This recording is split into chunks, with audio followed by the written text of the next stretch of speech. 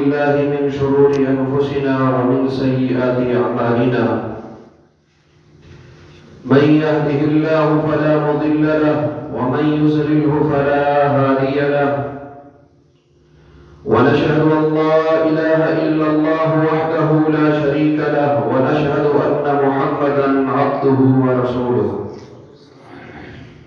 من يطع الله ورسوله فقد رشد واهتدى ومن يعص الله ورسوله فقد زل وغوى. أما بعد فإن أصدق الكلام كلام الله وأحسن الهدي هدي محمد صلى الله عليه وسلم وشر الأمور محدثاتها فإن كل محدثة بدعة كل بدعة ضلالة كل ضلالة في النار. أعوذ بالله السميع العليم من الشيطان الرجيم من همزه ونفخه ونفثه. بسم الله الرحمن الرحيم. يا أيها الرسل كلوا من الطيبات واعملوا صالحا إني بما تعملون عليم. اللہ رب العالمین نے سورۃ البقرہ کی آیت نمبر 29 کے اندر اس حقیقت کو بیان کیا ہے هو الذی خلق لکم ما فی الارض جميعا کہ روح زمین کی تمام تر اشیاء میں نے بالواسطہ یا بلا واسطہ انسان کے فائدے کے لیے پیدا کی ہے، اور انسان کو کس کے لیے پیدا کیا ہے؟ سورہ ذاریات میں فرمایا وما خلقت الجن والانس الا لیعبدون. کائنات کا ذرہ ذرہ میں نے بالواسطہ یا بلا واسطہ انسان کے لیے پیدا کیا اور انسان کو اپنی بندگی کے لیے پیدا کیا. انسانوں اور جنوں کی تخلیق کا اللہ رب العالمین کے ہاں ایک ہی مقصد اور ایک ہی غرض و غایت ہے، وہ یہ کہ وہ اللہ رب العالمین کی بندگی کریں. جو انسان اللہ رب العالمین کی بندگی نہیں کرتا اور اعمال صالحہ نہیں کرتا، یہ اللہ رب العالمین کے پیدا کرنے کے مقصد کو پورا نہیں کر رہا. یہی وجہ ہے کہ سورۃ العصر میں فرمایا والعصر ان الانسان لفی خسر. زمانے کی قسم، سارے کے سارے انسان خسارے میں ہیں، نقصان میں ہیں. الا الذین آمنوا وعملوا الصالحات، سوائے ان انسانوں کے جو نیک اعمال کرتے ہیں. وتواصوا بالحق، ایمان کے ساتھ ساتھ نیک اعمال کرنے کے ساتھ ساتھ حق کی وصیت کرتے ہیں. وتواصوا بالصبر، اور صبر کی وصیت اور نصیحت کرتے ہیں. انسان کی تخلیق کا مقصد اللہ رب العالمین کی بندگی اور نیک اعمال کر کے اپنی آخرت کو بہتر بنانا ہے. سورۃ الملک کی آیت نمبر 2 کے اندر اللہ رب العالمین نے زندگی اور موت کو پیدا کرنے کی غرض و غایت بیان کی ہے.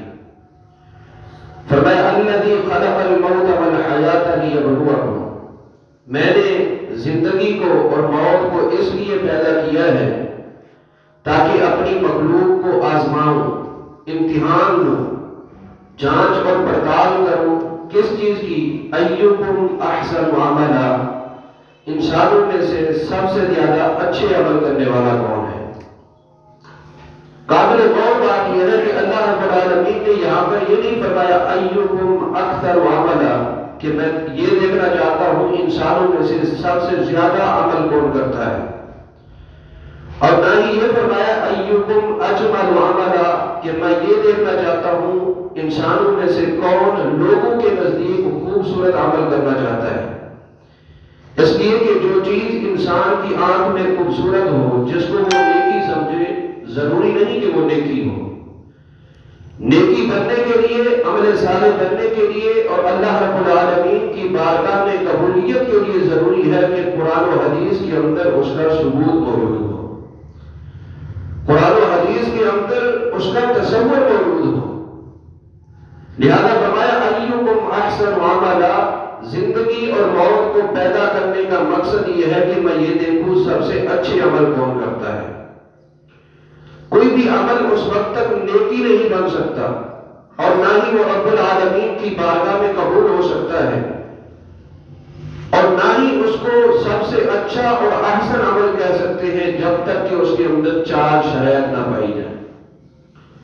جب تک کہ نیکی کرنے والے بندے کے اندر 4 اوصاف موجود نہ ہوں، اس وقت تک اس کی نیکی نہیں بن سکتی اور اللہ رب العالمین اس کو قبول بھی نہیں کرتا۔ کسی بھی عمل کے احسن عمل بننے کے لیے، ایکم احسن عملا کی عملی تصویر بننے کے لیے ضروری ہے کہ نیک عمل کرنے والا بندہ عقیدے کے اعتبار سے عقیدہ توحید پر قائم ہو، ایمانیات اور عقائد کے باب میں کسی قسم کا ذرے کے برابر جھول، نقص، عیب نہ ہو۔ اگر عقیدے کے اندر عیب ہے، توحید کے اندر شرک کی آمیزش ہے، تو پھر چاہے نیکی کتنی بڑی ہو اللہ رب العالمین قبول نہیں کرتا، اور نیکی کرنے والے کا مقام و مرتبہ اللہ کے ہاں کتنا ہی بڑا کیوں نہ ہو، اس کی نیکی نہیں بن سکتی۔ 7ویں پارے میں اللہ رب العالمین نے 17 انبیاء علیہ الصلوۃ والتسلیم کا ذکر کیا ہے۔ ایک ہی رکوع میں 7ویں پارے کے اندر 17 انبیاء کا ذکر کرنے کے بعد فرمایا وَلَوْ أَنَّهُمْ أَشْرَكُوا لَحَبِطَ عَنْهُمْ مَا كَانُوا يَعْمَلُونَ، اگر ان جلیل القدر عظیم المرتبہ انبیاء سے بھی شرک سرزد ہو جاتا تو ان کے تمام اعمال برباد ہو جاتے۔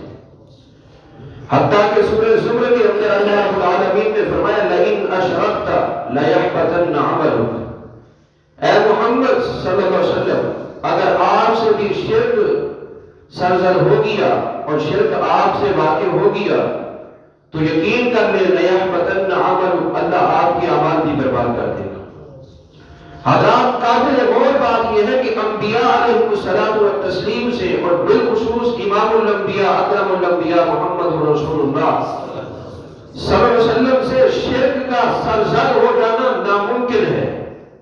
گویا کہ اللہ رب العالمین یہ بتلانا چاہتا ہے اگر یہ ناممکن چیز بھی ممکن ہو جائے تب تمہارے اعمال برباد ہو جائیں گے۔ دوسری چیز عمل صالح بننے کے لیے اور عمل کی اللہ رب العالمین کے ہاں قبولیت کے لیے جو ضروری ہے وہ اخلاص ہے۔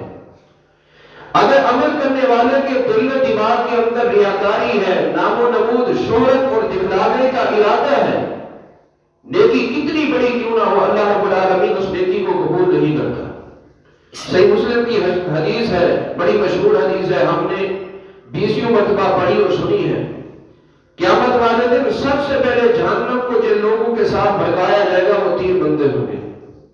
نمبر 1 وہ بندہ جس نے اپنا سارا مال اللہ رب العالمین کی راہ میں غرباء اور مساکین کی غرض و غایت اور فائدے کے لیے تقسیم کر دیا، لیکن مقصد یہ تھا کہ کہا جائے یہ بہت بڑا سخی ہے، قیامت والے دن اس کو اونھے منہ جہنم کے اندر دھکیل دیا جائے گا۔ ایک وہ بندہ جس نے اپنا مال اور اپنی جان اللہ کے راستے میں جہاد کرتے ہوئے قربان کر دی، قیامت والے دن اللہ رب العالمین سب سے پہلے جہنم کو اس شخص کے ذریعے بھڑکائیں گے۔ کیوں؟ اللہ فرمائے گا تو یہ چاہتا تھا کہ میں جہاد کروں اور لوگ کہیں بہت بڑا جرأت مند ہے۔ اور نمبر 3 وہ قاری، وہ عالم جس نے دعوت دین کا کام کیا اور قرآن و حدیث کی دعوت کو شب و روز پیش کرتا رہا، لیکن مقصد نام و نمود اور شہرت تھی، قیامت والے دن سب سے پہلے اس کو جہنم میں اونھے منہ دھکیلا جائے گا۔ سیدنا ابو ہریرہ رضی اللہ تعالی عنہ اس حدیث کو بیان کرتے ہوئے 3 مرتبہ بے ہوش ہوئے اور پھر حدیث کو مکمل بیان کیا۔ راوی کہتے ہیں کہ جب میں یہ حدیث سن کر کے امیر معاویہ رضی اللہ تعالی عنہ تک پہنچا، امیر معاویہ رضی اللہ تعالی عنہ یہ حدیث سننے کے بعد اتنا روئے لگتا تھا کہ امیر معاویہ کی وفات ہو جائے گی رضی اللہ تعالی عنہ۔ احسن عمل بننے کے لیے توحید کے ساتھ ساتھ اللہ رب العالمین کی رضا لوجہ اللہ اس عمل کا ہونا اور اخلاص پر مبنی ہونا ضروری ہے۔ اور تیسری شرط یہ ہے کہ وہ عمل نبی علیہ السلام کی سنت کے مطابق ہو۔ لوگوں کی نگاہ میں اگر وہ عمل اچھا ہے لیکن نبی علیہ السلام کی سنت میں شریعت محمدیہ میں اس کا تصور موجود نہیں، کبھی نہ وہ نیک عمل بن سکتا ہے اور نہ ہی اللہ رب العالمین اس کو قبول کر سکتا ہے، کیونکہ اللہ رب العالمین چاہتا یہ ہے ایکم احسن عملا، کون سب سے اچھا عمل کر رہا ہے۔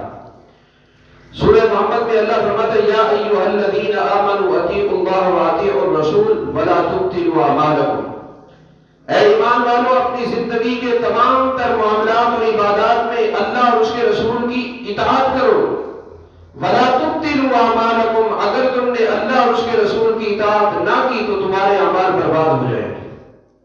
اور صحیح مسلم کی حدیث ہے من عمل عملا لیس علیہ امرنا فہو رد، جس شخص نے کوئی بھی عمل کیا چاہے وہ لوگوں کے نزدیک یا اس کے زعم باطل کے نزدیک کتنا ہی خوبصورت اور اچھا کیوں نہ ہو، فہو رد، وہ مردود ہے، اس کو اللہ رب العالمین کبھی قبول نہیں کرے گا۔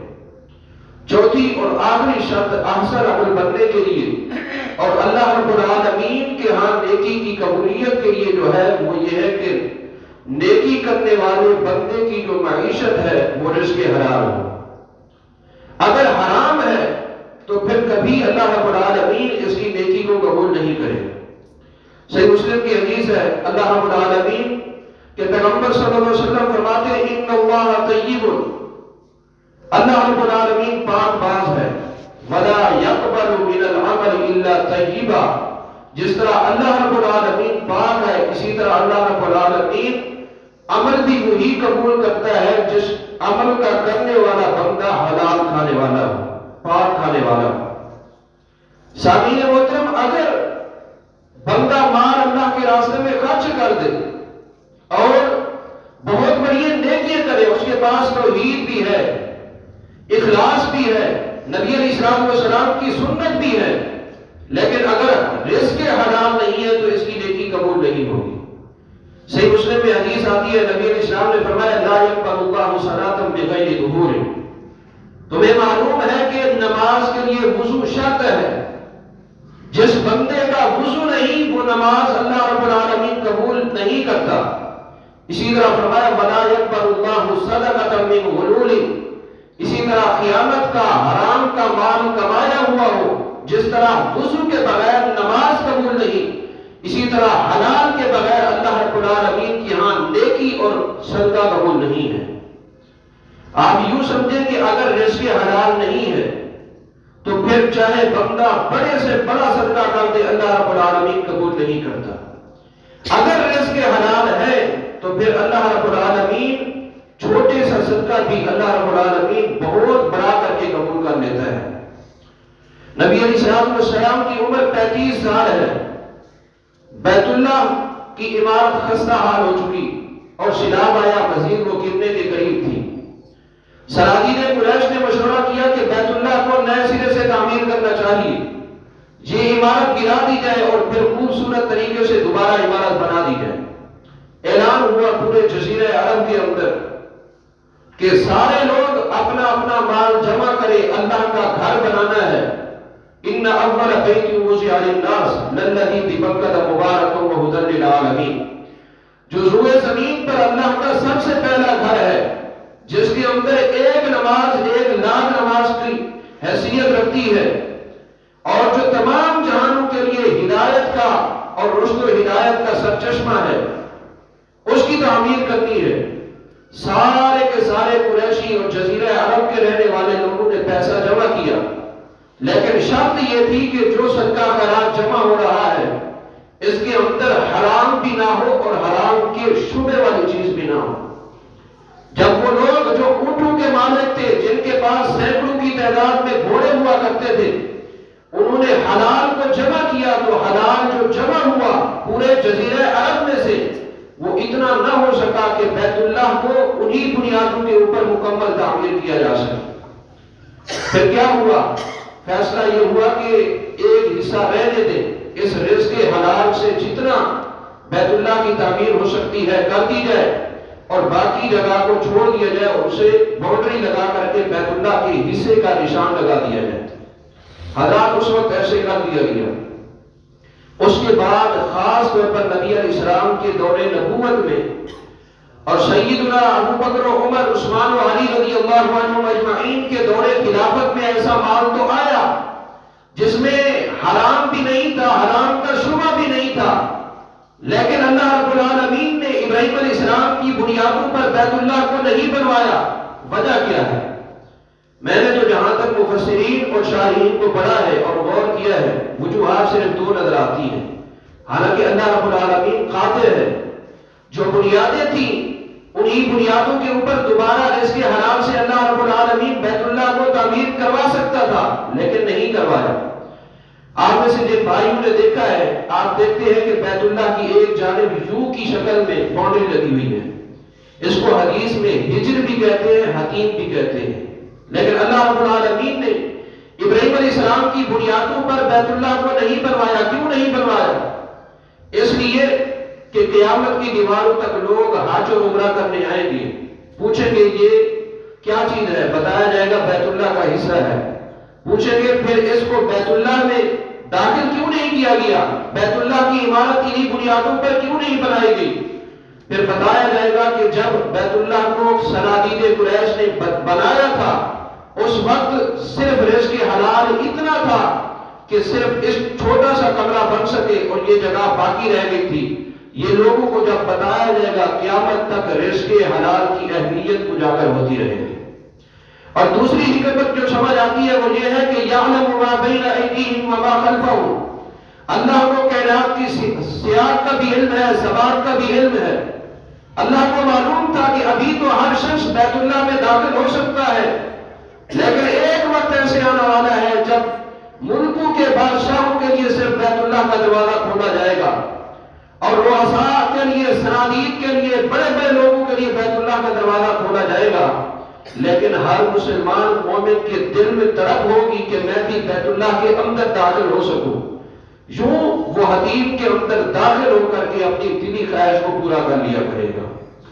رزق حلال کی اہمیت کو اجاگر کرنے کے لیے اللہ نے آج تک بیت اللہ کو ابراہیم علیہ السلام کی بنیادوں پر نہیں بنایا، اس لیے کہ اگر رزق حرام ہو، رزق حرام سے بیت اللہ ہدایت کا سرچشمہ اور ہدایت کا مرکز بھی بنا دیا جائے، اللہ قبول نہیں کرتا۔ دوسری طرف اگر رزق حلال ہو، صحیح مسلم کی حدیث ہے، نبی علیہ السلام فرماتے ہیں من تصدق بعدل تمرہ، جس نے ایک کھجور یا کھجور کے برابر صدقہ کیا، شرط کیا ہے من کسب طیب، اس کی وہ کمائی حلال کی ہو، فیأخذها ربکم بیمینہ، تمہارا رب، عرشوں کا رب، ساتوں زمینوں اور ساتوں آسمانوں کا رب اس کو اپنے ہاتھ میں لیتا ہے، فَيُرَبِّيهَا كَمَا يُرَبِّي أَحَدُكُمْ فَلُوَّةً، اللہ رب العالمین اس صدقے کی اس طرح نشو و نما، تربیت اور پرورش کرتا ہے جس طرح تم میں سے کوئی ایک اپنے جانور اور بالخصوص گھوڑے کی بچے کی تربیت کرتا ہے۔ اے اللہ کے نبی پھر کیسے ہو جاتی ہے؟ فرمایا حَتَّى تَكُونَ مِثْلَ الْجَبَلِ، رزق حلال سے خرچ کیا ہوا کھجور کا ایک دانہ اونٹ پہاڑ کی شکل اختیار کر جاتا ہے۔ اگر رزق حلال ہے تو چھوٹا سا صدقہ، چھوٹی سی نیکی اونٹ پہاڑ کے برابر بن جائے گی، اور اگر رزق حرام ہے بیت اللہ کو بھی تعمیر کر دیا جائے جب بھی اللہ قبول نہیں کرتا۔ اس لیے کہ رزق حلال ایک ایسی چیز ہے، اللہ رب العالمین نے آدم علیہ السلام سے لے کر کے آخری امت تک تمام لوگوں کو حلال کھانے کی وصیت اور نصیحت کی ہے۔ سورہ بقرہ میں اللہ فرماتا ہے یا ایھا الناس کلوا مما فی الارض حلالا طیبا ولا تتبعوا خطوات الشیطان، اے لوگوں، عربی ہو، اجمی ہو، یہودی ہو، عیسائی ہو، مجوسی ہو، مسلمان ہو، سب کو میرا پیغام ہے حلال رزق کھاؤ۔ اگر تم حلال نہیں کھاتے تو پھر میرے بندے نہیں ہو، میری بندگی کرنے والے نہیں ہو، ولا تتبعوا خطوات الشیطان، پھر تم شیطان کے پیروکار ہو۔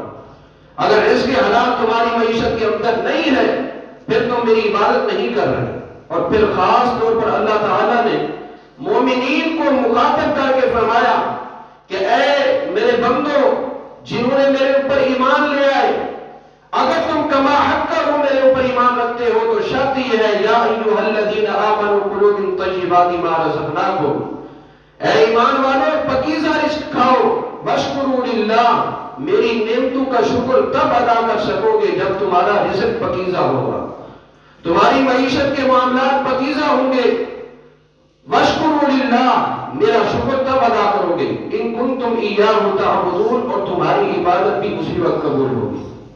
حضرات، انبیاء علیہ الصلوۃ والتسلیم سے شرک جس طرح سرزد ہونا ناممکن ہے، اسی طرح ان سے رزق حرام کا ایک لقمہ کیا ایک ذرہ کھانا بھی ناممکن ہے۔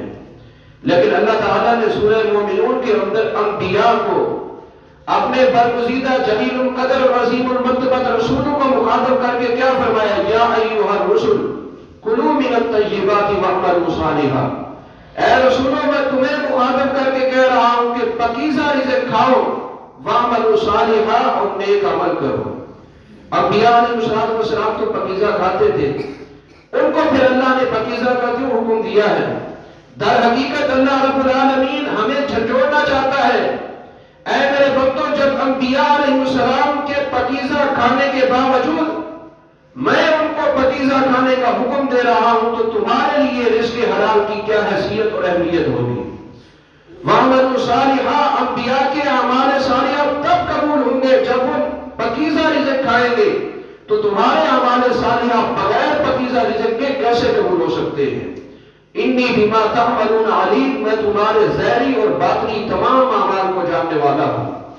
حضرات، شریعت نے جو ہمیں اصول دیے ہیں، ضوابط دیے ہیں حلال و حرام کے حوالے سے، وہ سارے کے سارے انسان کے حق میں مفید ہیں۔ کوئی ایک اصول ایسا نہیں ہے جس میں انسان کا نقصان ہو، اس لیے کہ اللہ رب العالمین ارحم الراحمین ہے، ماں سے بھی بڑھ کر کے زیادہ اپنے بندے سے محبت اور شفقت کرنے والا ہے۔ جس چیز کو اللہ نے ہمارے لیے حرام کرا دی ہے وہ کبھی ہمارے لیے فائدہ مند نہیں ہو سکتی۔ سورہ اعراف میں اللہ رب العالمین نے نبی علیہ الصلوۃ والسلام کی بعثت کے مقاصد بیان کیے ہیں، ان میں سے ایک مقصد یہ بیان کیا ہے وَيُحِلُّ لَهُمُ الطَّيِّبَاتِ وَيُحَرِّمُ عَلَيْهِمُ الْخَبَائِثَ، میرا نبی جن چیزوں میں فائدہ ہوتا ہے اپنی امت کے لیے حلال قرار دیتا ہے، وَيُحَرِّمُ عَلَيْهِمُ الْخَبَائِثَ، اور جن چیزوں میں نقصان ہوتا ہے، جو انسان کی ظاہری یا باطنی طور پر مضر ہوتی ہیں، ان چیزوں کو شریعت نے اور نبی علیہ السلام نے حرام قرار دیا ہے۔ یہاں پر تھوڑا سا توجہ کی ضرورت ہے، جس چیز کو شریعت نے حرام قرار دیا اس میں انسان کے لیے بھلائی ہے۔ شراب کو حرام قرار دیا، کیوں؟ آپ کو معلوم ہے جب بندہ شراب پیتا ہے بندے کی عقل محبود ہو جاتی ہے، چھن جاتی ہے۔ شراب کو حرام کر کے شریعت نے انسان کی عقل کی حفاظت کی ہے۔ ما اسکر کثیرہ فقلیلہ حرام، ہر نشہ آور چیز کو حرام قرار دیا، کیوں؟ جتنے بھی نشئی آپ کے معاشرے میں پھرتے ہیں، آپ دیکھ لیں بیماریوں کی زد میں ہیں۔ نشہ آور چیزوں کو حرام کر کے شریعت چاہتی ہے تاکہ انسان کی صحت محفوظ رہے۔ حضرات، اللہ رب العالمین نے ہر زہر آلود چیز کو حرام قرار دیا، کیوں؟ شریعت چاہتی ہے کہ انسان کی جان محفوظ رہے۔ اللہ رب العالمین نے نبی علیہ السلام کی زبانی خرید و فروخت کے مسائل میں جتنی بھی بیوع اور جتنی بھی تجارت کے مسائل میں حرام صورتیں ذکر کی ہیں، آپ جب گہرائی میں جائیں گے تو دو وجوہات پائی جائیں گی جن کو شریعت نے حرام قرار دیا ہے۔ کون کون سی؟ نمبر ایک، ہر وہ بے، ہر وہ خرید و فروخت کی صورت جس میں جہالت ہو، بندے کو سمجھ ہی نہ آ رہا ہو کہ آگے چل کے نفع ہو سکتا ہے یا نقصان ہو سکتا ہے، وہ صورت ہی مجہول ہے، ایسی صورت کو شریعت نے حرام قرار دیا ہے۔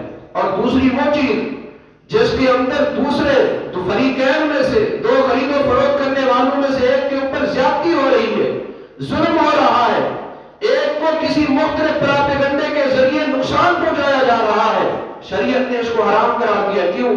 نبی علیہ السلام فرماتے الدین النصیحہ، دین تو ہے ہی خیر خواہی کرنا۔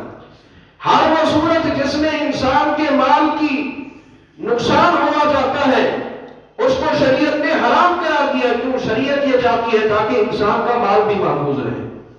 چوپاؤں میں سے، پرندوں میں سے کتنے پرندے اللہ نے حلال قرار دیے، لیکن نبی علیہ السلام نے ایک موٹا سا اصول بیان کیا، صحیح بخاری کی حدیث ہے، نہا عن کل ذی ناب من السباع، جو چار پاؤں والے جانور ہیں ان میں سے جتنے جانور ان کے سارے دانت کچلی والے ہیں، نکیلے ہیں، سارے کے سارے دانت نکیلے ہیں، ان تمام جانوروں کو شریعت نے حرام قرار دیا ہے۔ وَعَنْ كُلِّ ذِي مِخْلَبٍ مِّنَ الطَّيْرِ، اور پرندوں میں سے ہر وہ پرندہ، جس طرح چیل ہے، کوا ہے، اسی طرح کے دوسرے پرندے جو اپنے پنجے کے ذریعے جھپٹتے ہیں اور شکار کرتے ہیں، شریعت نے ان کو حرام کرا دیا ہے۔ حکمت کیا ہے؟ آپ کو معلوم ہے، گزشتہ ملاقات میں آپ کو بتایا تھا کہ انسان اور حیوان کے درمیان فرق کرنے والی ایک چیز ہے، وہ حسن معاشرت ہے۔ انسان کے دل میں رحم دلی ہے، حیوان کے دل میں رحم دلی نہیں ہے۔ اور شریعت نے ان چوپاؤں میں سے کچلی والے جانور جو حملہ کرتے ہیں، شیر، گیدڑ، چیتا وغیرہ، ان کو حرام کرا دیا ہے۔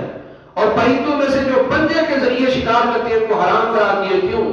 شیخ الاسلام ابن تیمیہ رحمہ اللہ سیاست الشریعہ کے اندر لکھتے ہیں، اس میں بہت بڑی حکمت ہے۔ اگر بندے کے لیے شریعت یہ چیز حرام نہ کرتی، حلال کرتی، انسان اس کو کھاتا، انسان کے دل و دماغ اندر، مزاج و طبیعت کے اندر درندگی پیدا ہوتی، یہ بھی جانوروں کی طرح پھر ڈھانپتا اور دانوروں کی طرح دوسرے پہ حملہ کرتا۔ الغرض جس چیز کو شریعت نے حرام کرا دیا اس میں انسان کا فائدہ ہے، نقصان نہیں ہے۔ وَيُحِلُّ لَهُمُ الطَّيِّبَاتِ وَيُحَرِّمُ عَلَيْهِمُ الْخَبَائِثَ، اس قدر بہت زیادہ خیر خواہی کرنے والے نبی صلی اللہ علیہ وسلم اور اس قدر خیر خواہی والا دین، اور اس کو جو بندہ پسے کو ڈال کے حرام کا ارتکاب کرتا ہے، اللہ رب العالمین دنیا و آخرت کے مختلف مراحل کے اندر ذلت و رسوائی اس کا مقدر بنا دیتا ہے۔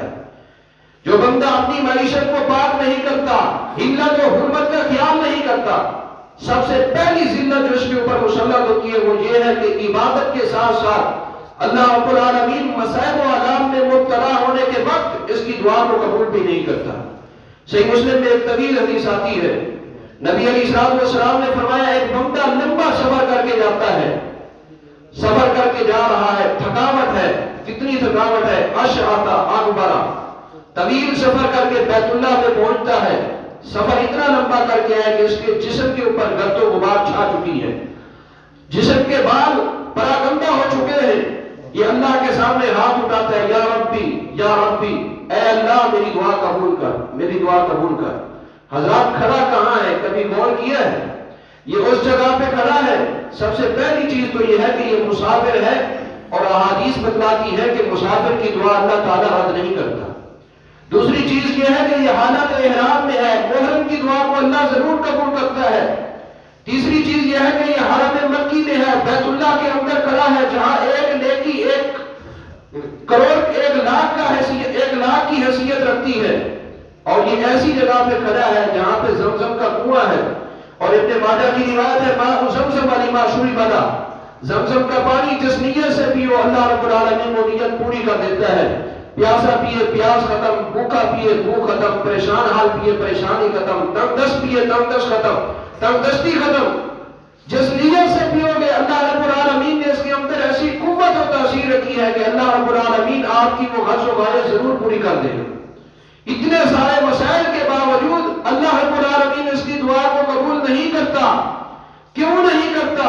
اللہ رب کے نبی صلی اللہ علیہ وسلم فرماتے ہیں، آسمان سے آواز آتی ہے، وَمَطْعَمُهُ حَرَامٌ، اس کا کھانا حرام کا، وَمَشْرَبُهُ حَرَامٌ، اس کا پینا حرام کا، وَمَلْبَسُهُ حَرَامٌ، یہ جو لباس سے تنگ کرتا ہے اس کا لباس حرام کا، وَغُذِيَ بِالْحَرَامِ، بچپن سے لے کر جوانی تک اس کا جسم جو پرورش پا چکا ہے، نشو و نما حاصل کر چکا ہے، اس کی غذا حرام کی، فَأَنَّى يُسْتَجَابُ لِذَلِكَ، اس کی معیشت حرام کی، کیسے میں اس کی عبادت اور دعا قبول کروں؟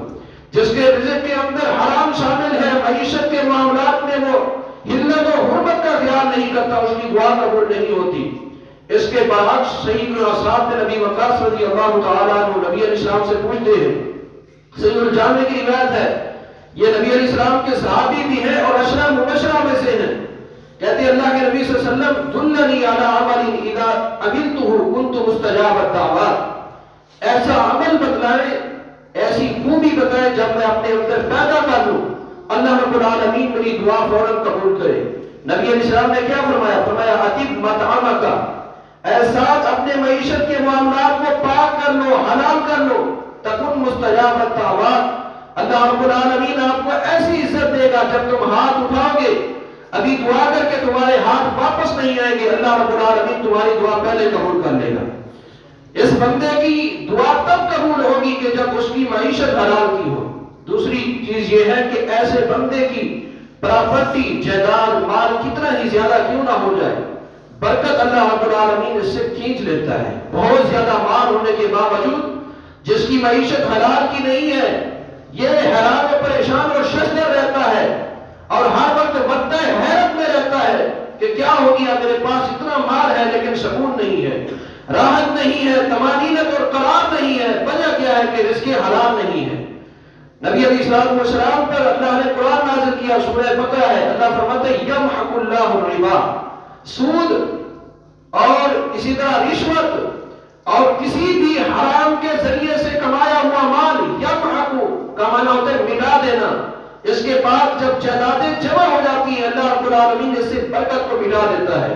اور صحیح مسلم کی حدیث ہے، نبی علیہ السلام نے فرمایا الحلف منفقۃ للسلعۃ ممحقۃ للبرکہ، جو بندہ اپنا مال بیچتا ہے، خرید و فروخت کرتا ہے، ہر وقت اللہ کی قسمیں دیتا ہے لوگوں کو دھوکہ ڈالنے کے لیے کہ یہ چیز اللہ کی قسم میں نے اتنے کی خریدی ہے اور اس سے زیادہ آپ کو بیچوں گا، اگلا اس کی قسم پر اعتبار کر کے اس کے دھوکے میں آ کر کے مال خرید کے چلا جاتا ہے۔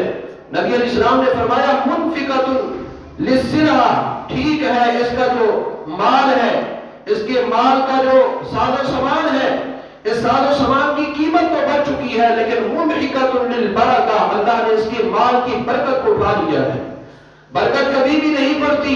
ایسا شخص جس کی معیشت حلال و حرام کے اعتبار سے وہ بندہ غور و فکر نہیں کرتا اور معیشت میں حرام کی اویئرنس ہے، اللہ رب العالمین کے غیب و غضب کا مستحق بنتا ہے۔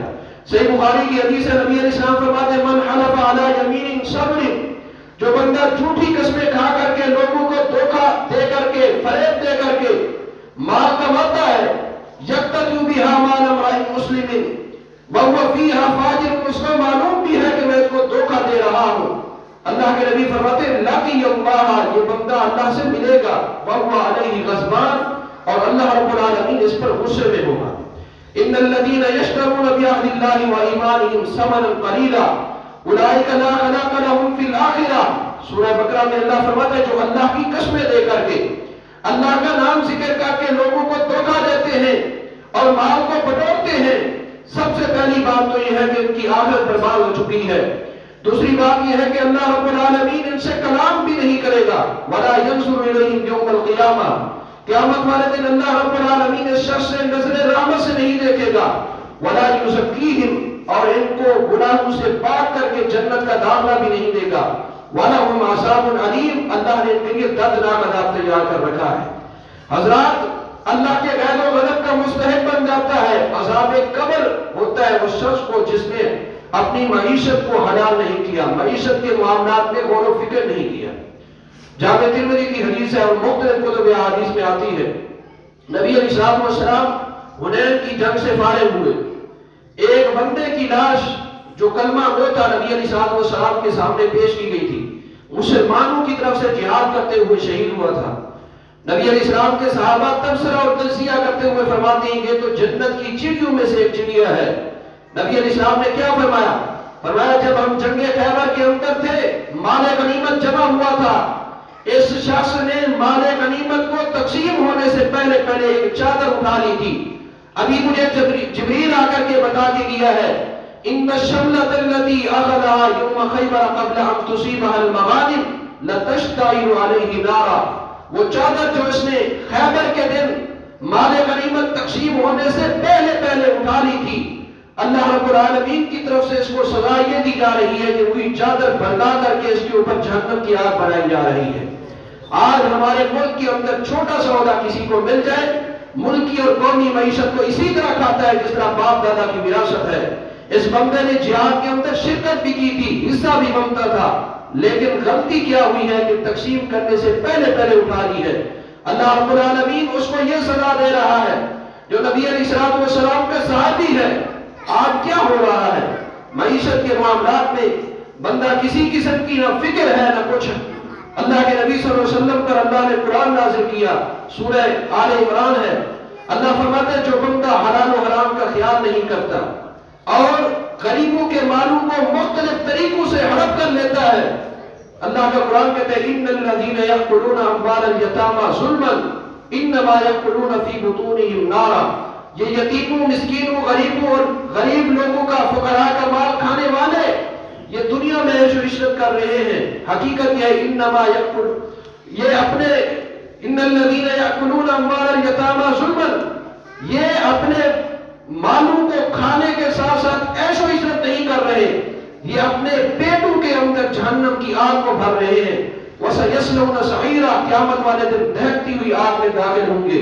کیوں نہ ہو، صحیح البخاری کی حدیث ہے، نبی علیہ السلام فرماتے ہیں إِنَّهُ لَا يَدْخُلُ الْجَنَّةَ لَحْمٌ نَبَتَ مِنْ سُحْتٍ، جس جسم کی پرورش، نشو و نما اور بڑھاپا، بچپن سے لے کر جوانی تک، جوانی سے پکی عمر تک اور پھر بڑھاپے تک یہ چلتا گیا حرام کے ساتھ، یہ کبھی جنت میں داخل نہیں ہو سکتا۔ فرمایا فَالنَّارُ أَوْلَىٰ بِهِ، جہنم ہی اس کی زیادہ حقدار ہے کہ اس کو جہنم میں پھینکا جائے۔ حضرات، ہمیں جہاں پر توحید کا خیال کرنا ہے، جہاں پر اعمال صالحہ کرتے ہوئے اخلاص کا خیال کرنا ہے، نبی علیہ السلام کی سنت کا خیال کرنا ہے، وہاں پر یہ خیال لازمی کرنا ہے کہ ہماری معیشت حلال کی ہے یا حرام کی ہے، کہیں ہماری معیشت کے اندر رزق حرام کی ملاوٹ تو نہیں ہے۔ نبی علیہ السلام فرماتے ہیں، صحیح بخاری کی حدیث ہے، فرمایا میں بسا اوقات راستے سے گزرتا ہوں یا اپنے گھر آتا ہوں یا راستے میں یا میرے بستر کے اوپر مجھے ایک کھجور ملتی ہے، اس کو اٹھا بھی لیتا ہوں، دل کرتا ہے کہ میں اس کو کھا لوں، لیکن ثم اخشى ان تكون من الصدقہ، ڈر لگتا ہے کہیں یہ کھجور صدقے کی نہ ہو۔ والصدقۃ لا تحل لآل محمد، اور صدقے کو اللہ تعالیٰ نے محمد صلی اللہ علیہ وسلم اور آل محمد کے لیے حلال نہیں قرار دیا، اس لیے میں اس کو پھر دوبارہ رکھ دیتا ہوں، کھاتا نہیں ہوں۔ نبی علیہ السلام وہ چیز نہیں کھا رہے جس کے اندر شک ہے، شبہ ہے، اور اللہ کے نبی صلی اللہ علیہ وسلم کی صورت، حال اور کیفیت کیا ہے، مسند احمد کو لیے صحیح حدیث ہے، سیدہ عائشہ رضی اللہ تعالیٰ عنہا فرماتی ہیں ایک دن آدھی رات کا وقت ہے، نبی علیہ السلام بے چین ہیں، بے قرار ہیں، اضطرابی حالت میں ہیں، آپ صلی اللہ علیہ وسلم بستر راحت پہ تشریف فرمائے لیکن سکون نہیں ہے، کبھی دائیں کروٹ، کبھی بائیں کروٹ، کبھی اس پہلو کبھی اس پہلو۔ میں نے پوچھ لیا اللہ کے نبی صلی اللہ علیہ وسلم کیا پریشانی ہے؟ کہنے لگے عائشہ جب میں سونے لگا تھا میرے بستر کے ایک کونے میں کھجور کا دانہ پڑا تھا، میں نے وہ اٹھا کر کے کھا لیا، اب ڈر یہ لگ رہا ہے کہیں وہ کھجور کا دانہ صدقے میں سے نہ ہو، اور صدقے کو اللہ نے میرے لیے حرام کرا دیا ہے، حلال نہیں کیا، اسی وجہ سے میں ڈر رہا ہوں کہ کل قیامت والے دن اللہ کو کیا جواب دوں گا۔ حضرات، جس چیز پر شک ہے نبی علیہ السلام کو چھوڑ رہے ہیں، اور کبھی اگر شک والی چیز جس کا صدقے میں سے ہونا واضح اور کنفرم نہیں ہے، نبی علیہ السلام اتنا ڈر رہے ہیں۔ اور یہی اہل ایمان کا، اہل تقوی کا، اللہ کے لیے اپنی جانیں اور مال قربان کرنے والوں کا عمل ہوتا ہے، یہی ان کا نظریہ ہوتا ہے۔ اصحاب کہف جب غار کے اندر بیدار ہوتے ہیں کیا کہتے ہیں؟ فَلْيَنْظُرْ أَيُّمَا أَزْكَىٰ طَعَامًا، ہم 7 آدمی ہیں، ایک آدمی کو مال لینے کے لیے، کھانا لینے کے لیے بھیج رہے ہیں، جائے دیکھے أَزْكَىٰ طَعَامًا، سب سے پکیزہ کھانا لے کر کے آئے۔ پکیزہ کھانا سب سے زیادہ کون سا ہوتا ہے؟ أَزْكَىٰ اصل میں کہتے ہیں ایک چیز ہوتی ہے حلال، ایک چیز ہوتی ہے حرام، اور ایک چیز ہوتی ہے جس میں حلال و حرام کا شبہ ہوتا ہے، شک ہوتا ہے۔ اصحاب کہف کا ایمان اور تقوی دیکھیے، کہتے ہیں حرام بھی نہ لانا اور وہ چیز بھی نہ لانا جس میں حرام کا شبہ ہو۔ یہ اہل ایمان کی بصیرت ہوتی ہے۔ صحیح بخاری کو لیے سیدنا ابو بکر صدیق رضی اللہ تعالیٰ عنہ کا ایک غلام آتا ہے، تھوڑی سی شیرینی مٹھائی پیش کرتا ہے، سیدنا ابو بکر صدیق رضی اللہ تعالیٰ عنہ نے کھائی، 2-4 لقمے اپنے حلق سے نیچے اتارے۔ غلام نے کہا آپ کو پتا ہے یہ مٹھائی کہاں سے لایا ہوں؟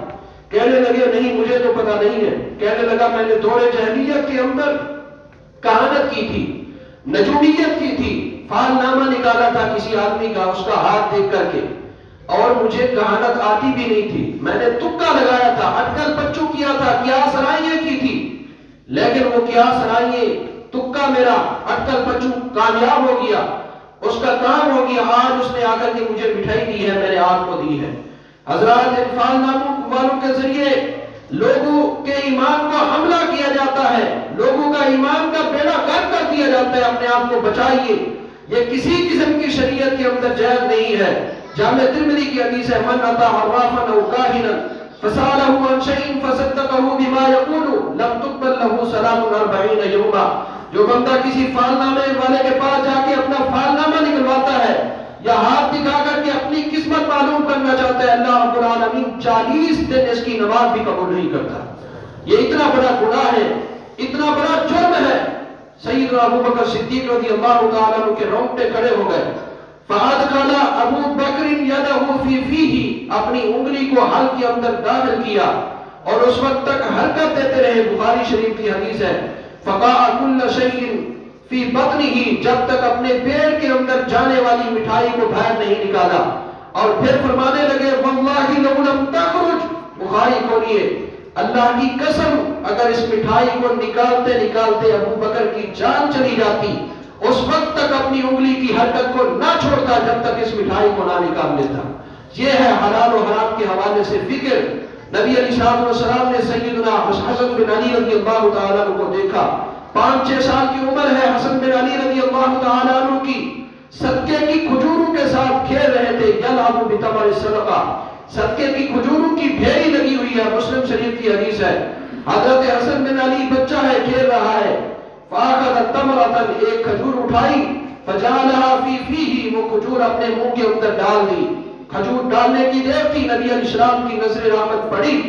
آپ فوراً دوڑ کر کے گئے, اپنا ایک ہاتھ مبارک حسن بن علی کی ٹھوڑی پہ رکھا, دوسرے ہاتھ کے ساتھ اس کھجور کے دانے کو نکالا اور فرمانے لگے اما عرفت انا لا ناکل الصدقہ. حسن تو بچہ ہے, تجھے معلوم نہیں کہ اللہ رب العالمین نے محمد صلی اللہ علیہ وسلم اور آل محمد کے لیے صدقے کو حلال نہیں کرا دیا. حضرت حسن بن علی رونے لگے. نبی علیہ السلام نے اپنے سینے مبارک کے ساتھ چمٹا لیا. بتانا کیا چاہتے ہیں کہ حسن تیرا رونا برداشت ہے, لیکن صدقے کی کھجور کا ایک دانہ تیرے حلق سے اتنا برداشت نہیں ہے. آج معاشرے کے اندر بے چینی بے قراری پھیل چکی ہے. وجہ کیا ہے؟ حلت و حرمت کا خیال نہیں ہے, حلال و حرام کا خیال نہیں ہے. یہی وجہ ہے کہ بچے نافرمان, گھر کے اندر جھگڑے, ہر طرف فتنہ اور فساد, لوگوں کی آپس میں محبتیں نہیں ہیں. اس کی جو بنیادی طور پر خامیاں ہیں, ایک مرکزی خامی معیشت کی حلال و حرام کے اندر, اور حلال و حرام کی تمیز نہیں ہے. اسی وجہ سے بندے کو ہر وقت بے چینی, بے قراری, اولاد کی نافرمانی, اور پھر ہر وقت بندے کا ذہن مفلوج ہو کر کے رہ جاتا ہے. وجہ یہ ہے کہ ہر وقت بندے کی سوچ, معاشرے کی اکثریت کی سوچ یہ ہے کہ مال جمع ہو جائے. اور صحیح بخاری کی حدیث ہے, نبی علیہ السلام نے فرمایا لَيَأْتِيَنَّ عَلَى النَّاسِ زَمَانٌ لَا يُبَالِ الْمَرْءُ بِمَا أَخَذَ الْمَالَ أَمِنْ حَلَالٍ أَوْ مِنْ حَرَامٍ.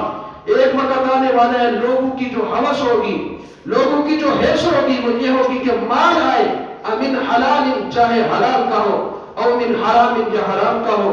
حضرات اگر رزق حلال نہیں ہے تو پھر بے چینی بے قراری بڑھتی جائے گی, کبھی بھی راحت اور سکون نہیں آ سکتا, اور کبھی بھی اس کی اولاد دنیا کے اندر اس کے لیے آنکھوں کی ٹھنڈک اور آخرت میں صدقہ جاریہ نہیں بن سکتی. اگر حلال و حرام کے حوالے سے خیال کیا جائے پھر بندے کا معاشرہ بھی بہتر ہوگا, گھریلو حالات بھی بہتر ہوں گے, اس کی اولاد بھی فرما بردار ہوگی. اختصار کے ساتھ 2 مثالیں دے کر کے بات ختم کرتا ہوں. تہذیب و تہذیب کے اندر حافظ ابن حجر اسقلانی رحمہ اللہ لائے ہیں, امام بخاری رحمہ اللہ کے والد اسماعیل بن ابراہیم کا آخری وقت ہے. اس دور کے عظیم محدث احمد بن حفص رحمہ اللہ ساتھ بیٹھے ہیں. پوچھتے ہیں آپ اپنے بیٹے کے لیے پیچھے کیا چھوڑ کے جا رہے ہو؟ یتیم بچہ ہو رہا ہے آپ کا, آپ کی موت کا وقت ہے. کہنے لگے جو تھوڑا سا مال چھوڑ کے جا رہا ہوں, واللہ اللہ کی قسم دے کے جا رہا ہوں, لا اعلم من مالی درہم من حرام, کہ میرے مال کے اندر 1 درہم حرام کا نہیں ہے, ولا درہم من شبہۃ, حرام تو دور کی بات ہے 1 درہم ایسا نہیں ہے جس کے اندر حرام کا شبہ ہو. جو شخص ایسا پاکیزہ مال اولاد کے حوالے کرے پھر نتیجتاً اللہ اس کے بیٹے کو امام المحدثین بنا دیتا ہے, اس کی لکھی ہوئی کتاب کو اصح الکتب بعد کتاب اللہ کتاب البخاری بنا دیتا ہے. امام مبارک رحمۃ اللہ علیہ, عبداللہ بن مبارک رحمہ اللہ کے والد ہیں. اس بات کو حافظ ابن حجر نے تقریب التہذیب میں, علامہ ذہبی رحمہ اللہ نے سیر کے اندر اور اسی طرح ابن عبد البر رحمہ اللہ نے جامع بیان العلم و فضلی کے اندر ذکر کیا ہے، ان کے مالک نے وہ غلام تھے، نوکر تھے، مالی کا کام کیا کرتے تھے، باغبانی کا. ان کے مالک نے ایک انار کے باغ کے اوپر ان کو مالی کھڑا کیا. کافی دنوں کے بعد جب داخل ہوئے، امام مبارک رحمۃ اللہ علیہ سے پوچھتے ہیں کہ ایک دو دانے توڑ کر کے لاؤ، میرے ساتھ مہمان آئے ہیں. امام مبارک 3 مرتبہ کھجور انار کے دانے توڑ کر کے پیش کرتے ہیں. تینوں مرتبہ وہ دانے کھٹے نکلتے ہیں، کڑوے نکلتے ہیں. امام مبارک رحمۃ اللہ علیہ کا مالک غصے میں آ جاتا ہے، کہتا ہے کہ تجھے پتہ نہیں ہے، اتنا عرصہ ہو گیا تجھے میں نے باغ کا یہاں پر نگرانی سونپی ہوئی ہے، ذمہ داری دی ہے تجھے، تو ذمہ داری ادا نہیں کرتا. کہنے لگے انت ما عزمت لنا ان آکل حتی عارف الحلوف من الحانز. اے اللہ کے بندے، آپ نے جو مجھے ذمہ داری دی تھی وہ باغ کی باغبانی کی تھی، مالی کا فریضہ سر انجام دینے کی تھی. آپ نے اپنی طے شدہ بات کے اندر یہ نہیں کہا تھا کہ اس باغ میں سے پھل توڑ کر کے کھا بھی لیا کرو. اللہ کی قسم میں نے آج تک آپ کے باغ کا ایک دانہ بھی نہیں کھایا. امام مبارک رحمہ اللہ کا مالک غصے میں آ جاتا ہے کہ یہ عجیب میرے ساتھ پراپیگنڈا کر رہا ہے. ارد گرد کے پڑوسی لوگوں سے پوچھتا ہے، سارے کے سارے کہتے ہیں اللہ کی قسم جب سے آپ نے اس نوجوان کی ڈیوٹی لگائی ہے ہم نے کبھی بھی اس کو انار کا دانہ کھاتے ہوئے نہیں دیکھا. اتنا اس کے اوپر ترس آیا امام مبارک رحمہ اللہ کے اوپر، ان کو آزاد بھی کیا، اپنا باغ بھی ان کو دیا، اپنی بیٹی کی شادی بھی کرائی. جو حلال و حرام کے حوالے سے اس قدر حساس تھے، اللہ نے نتیجہ کیا دیا. اس شخص کی پشت سے اور اس لڑکی کے بدن سے اللہ نے ایک محدث پیدا کیا جس کا نام عبداللہ بن مبارک رحمۃ اللہ ہے. امام بخاری، امام مسلم، امام ابو داؤد، نسائی، ترمذی جب حدیثیں بیان کرتے ہیں آگے چل کر کے کہیں عبداللہ بن مبارک رحمہ اللہ کا ذکر آ جاتا ہے. ان کے اساتذہ میں سے گزرے ہیں حضرات. کب یہ ملتا ہے، کب یہ تحائف ملتے ہیں، کب اللہ رب العالمین نسلوں کے اندر علماء اہل علم پیدا کرتا ہے جب بندے کی معیشت حلال کی ہو. اللہ رب العالمین ہمیں معیشت کے حوالے سے حلال و حرام کی تمیز کرنے کی توفیق عطا فرما دے. وآخر دعوانا الحمدللہ رب العالمین.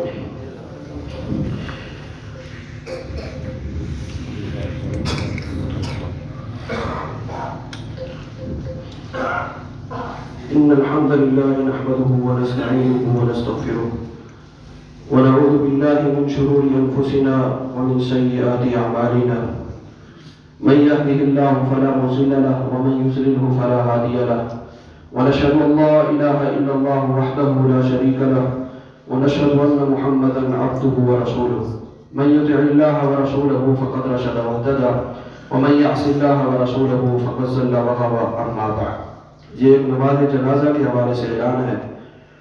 ڈاکٹر ذوالفقار احمد ناصر ہٹی جوڑ والے کی زوجہ حاجی مختار احمد صاحب گلا منڈی والے کی بھابھی قضاء الہی سے وفات پا گئی ہیں. ان کی نماز جنازہ بعد نماز مغرب 7 بجے لائبریری گراؤنڈ میں ادا کی جائے گی. نماز جنازہ میں شرکت فرمائیں. اما بعد فإن خير الحديث كتاب الله وخير الهدي هدي محمد صلى الله عليه وسلم وشر الأمور محدثاتها فإن كل محدثة بدعة كل بدعة ضلالة كل ضلالة في النار. يا أيها الذين آمنوا اتقوا الله حق تقاته ولا تموتن إلا وأنتم مسلمون. يا أيها الناس اتقوا ربكم الذي خلقكم من نفس واحدة وخلق منها زوجها وبث منهما رجالا كثيرا ونساء واتقوا الله الذي تساءلون به والأرحام إن الله كان عليكم رقيبا.